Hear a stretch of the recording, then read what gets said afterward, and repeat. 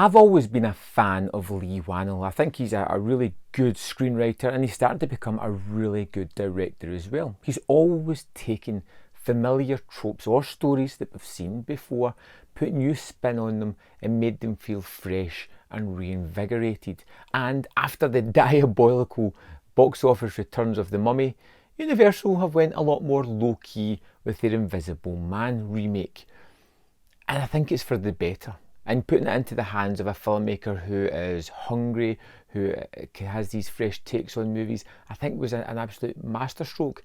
And then, as if that wasn't enough, they have to go and cast Elizabeth Moss as the lead character of Cecilia, who is one of the best actresses working today. And the story is really nicely set up. Rather than focusing on the Invisible Man, we are focusing on Cecilia, who at the start of this movie, in a fantastically tense opening set piece, we see her trying to escape from an abusive relationship. And this is one of the best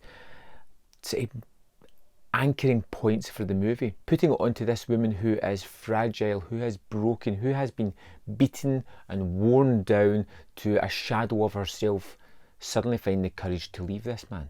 And we follow Cecilia as she breaks away from this relationship, as she tries to come to terms with how she's living now, with the constant paranoia and fear that her ex-partner is going to come after her, until she finds out that he killed himself in an apparent suicide a couple of weeks after he was abandoned by her.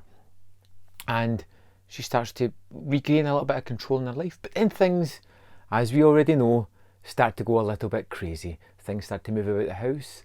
Strange things seem to happen to Cecilia, and it's played on this sort of psychological level.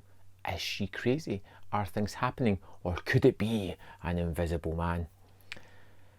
And what I really like about the filmmaking in this movie in particular is the long held shots. Now normally in any other movie this can be a little bit tedious, but because just holding on the shot of a hallway fills you with fear because you do not know if something's there. The way it lingers on these wide shots as we're close up on Cecilia and the background makes you feel that the presence of this abusive man is everywhere in the film. Even though he's a character who we only see for a few brief moments, his persona and his grasp on Cecilia is all over this movie, and it's terrifying.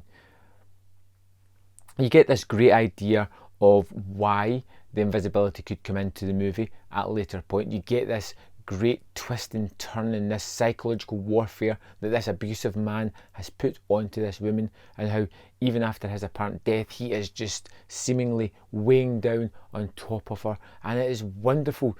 It is very atmospheric, it is extremely tense, it is filled with paranoia, and it is anchored by this wonderful performance by Elizabeth Moss, who is a woman who is fragile to start with, starts to get a few baby steps into being the person she was before being knocked back down into this bag of nerves that has been constantly tormented by this mysterious force.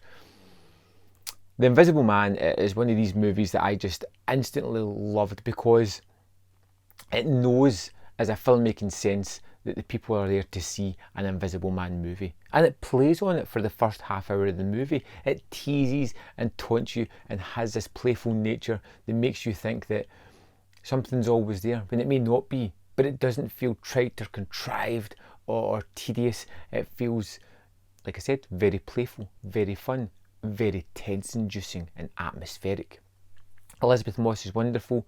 The special effects, which are limited, are pretty terrific. I love the foreshadowing of the movie. It does have some little story inconsistencies that, to be honest, don't break the movie for me. I still revelled in this atmospheric tale, and so much so that I'm going back to see it again. And it's very rare that I see a movie and immediately go back to it again, but this I want to experience. I want to watch the way it was put together. I want to revel in that amazing performance and just a wonderful take on the Invisible Man, focusing it on a real person who's going through some relatable trauma is a masterstroke. And even though it's called The Invisible Man, it's such a small part of the kind of movie.